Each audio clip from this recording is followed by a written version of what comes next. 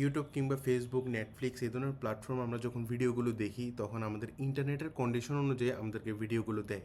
Suppose আমাদেরকে by default আমাদের ইন্টারনেটের অবস্থা অনুযায়ী 480p ভিডিওটা পাঠাচ্ছে ইউটিউব, দেন আমরা এটা দেখতেছি, আমরা এটাতে স্যাটিসফাই না, আমরা এটাতে আপডেট করে 1080p চলে গেলাম। তখন কি আমাদের সম্পূর্ণ ভিডিওটাকে আবার লোড হয়? হয় না। সো এটার জন্য যে আর্কিটেকচারটা ইউজ করা হয় ওটা হচ্ছে আমাদের HLS streaming, HTTP live streaming. So আমরা দুটা আর্কিটেকচার দেখবো। প্রথমটা হচ্ছে একদম বেসিক, দেন তারপরটা হচ্ছে অনেকটা প্রফেশনাল, যেটা ইউটিউব, ফেসবুক, বড় বড় প্ল্যাটফর্মে তারা ইউজ করে।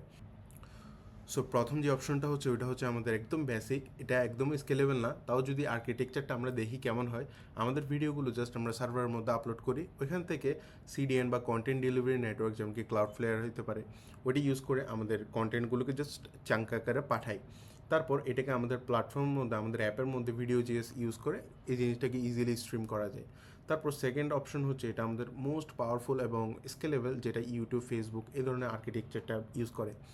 সো এটার মধ্যে প্রথমত আমাদের সার্ভারের মধ্যে আমরা অরিজিনাল ভিডিওগুলোকে পাঠাই। তারপর আমাদের সার্ভারের মধ্যে আমরা FFmpeg ইউজ করি। যারা আমরা এখনও জানি না, FFmpeg ভিডিও, অডিও এগুলো ট্রান্সকোডিং এবং এই রিলেটেড কাজ করার জন্য অনেক পাওয়ারফুল একটা টুল, এবং এটা সফটওয়্যার ইন্ডাস্ট্রিতে অনেক বেশি ইউজ হচ্ছে। এটা অনেক আগের টুল, কিন্তু এখনও ইন্ডাস্ট্রি লেভেল অনেক বেটার পারফরমেন্স দিচ্ছে, এবং ইভেন কি এখনও অনেক স্মুথলি রান করতেছে এটা। সো FFmpeg আমাদের কী করে, মূলত আমাদের সমস্ত ভিডিওটাকে সে ট্রান্সকোডিং করে এবং এটাকে বিটরেট ওয়াইজ বিভিন্ন ভেরিয়াস ফরম্যাটে রেডি করে। সো এটাই হচ্ছে আমাদের HLS ফরম্যাট, যেখানে মূলত কী হয়, .m3u8 নামক একটা ফোল্ডার ক্রিয়েট হবে, প্লেলিস্ট ক্রিয়েট হবে, ওখানের মধ্যে আমাদের সমস্ত ভিডিওটার চাঙ্ক আকারে থাকবে। হ্যাঁ, প্রতিটা চাঙ্ক জাস্ট ডেলিভার হইতে থাকবে। সো আমাদের স্টেপ 2তে ইঞ্জিনেক্সের মধ্যে, সার্ভারের মধ্যে আমাদের ভিডিও জিএসের মধ্যে প্লেয়ারটা ইউজ করা হয়। সো আমাদের M3u8 নামক একটা প্লেলিস্টের মতো একটা ফোল্ডার থাকে, ওখানে ভিডিওটার সমস্ত ফ্রেমসগুলো, চাঙ্কসগুলো থাকে, যেটা হচ্ছে আমাদের .ts আকারে থাকে। That means transport stream. এই স্ট্রিমগুলো একটার পর একটা নেটওয়ার্ক লেয়ারের মধ্যে দিয়ে পাস হইতে থাকে। সো আমরা ভিডিওটা দেখতে থাকি। ইনফ্যাক্ট এই সিস্টেমটা যদি না থাকতো, আমাদের সার্ভার অথবা আমাদের অ্যাপ সমস্ত ভিডিওটা লোড হয়ে যেত বাই ডিফল্ট, যেটা আমাদের দরকার নেই।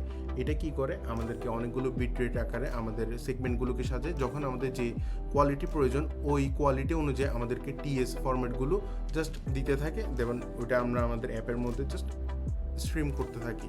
এটাই ঘটে।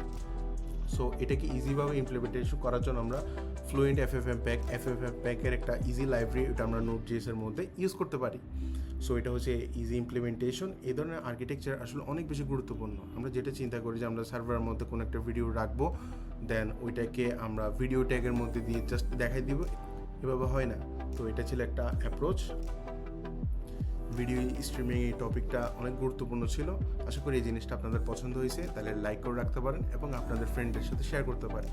সো দেখা হচ্ছে পরবর্তী ভিডিওতে।